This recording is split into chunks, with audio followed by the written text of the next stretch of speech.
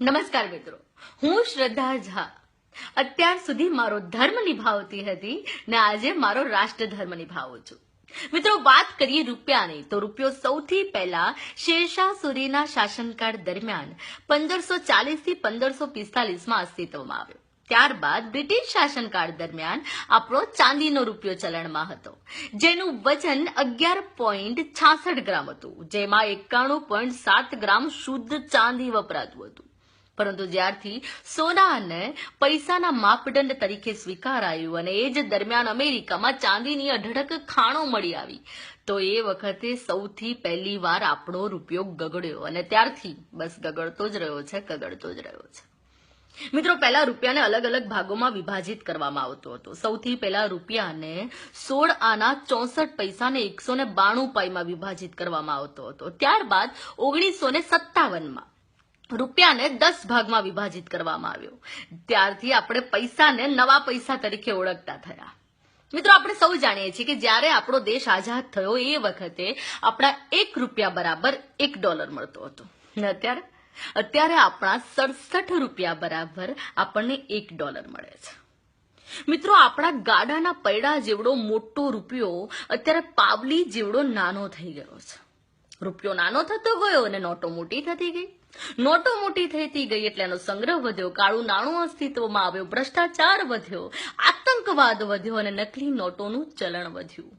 મિત્રો, આ બધા દૂષણોએ આપણા દેશને એક અંધકારમય ભવિષ્ય તરફ વાળ્યો હતો. પરંતુ આ અંધકારમાં આપણા ઉજ્જવળ ભવિષ્ય માટે શ્રી નરેન્દ્રભાઈ મોદીએ ખરેખર એક અદ્ભુત સોનેરી કિરણ જેવો નિર્ણય લીધો છે. હા મિત્રો, 500 ને 1000ની નોટોનું ચલણ બંધ થશે. નિર્ણય સદંતર 100% આપણા હિત માટે જ લેવાયો છે અને આપણે સૌ જાણીએ છીએ. હા, આપણને તકલીફ પડે છે, થોડી નહીં કદાચ ઘણી બધી તકલીફોમાંથી આપણે સૌ અત્યારે પસાર થઈ રહ્યા છીએ. પણ મિત્રો, તમે જ વિચારો, આપણે જાતે જ વિચારીએ કે જીઓનું મફતમાં મળતું સિમ કાર્ડ લેવા માટે આપણે કલાકોના કલાકો લાઈનમાં ઉભા રહીએ છીએ. અરે, આપણા મનગમતા ક્રિકેટરની ક્રિકેટ મેચ જોવા માટે એની ટિકિટ ખરીદો આપણે 2 દિવસ સુધી લાઈનમાં ઉભા રહીએ છીએ. જ્યારે આપણા એરિયામાં કોઈ નવા બ્રિજનું નિર્માણ થતું હોય છે તો આપણે 2 થી 3 કિલોમીટર વધારે અંતર કાપીને આપણા ઘરે જઈએ છીએ. તો મિત્રો, આ તો નવ ભારતનું નિર્માણ થઈ રહ્યું છે.